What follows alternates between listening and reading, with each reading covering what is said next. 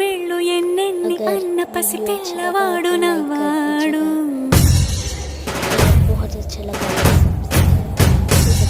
విడుముండోడు అని ఊరు వాడ అనుకున్న గాని మహారాజు నాకు నవ్వాడు.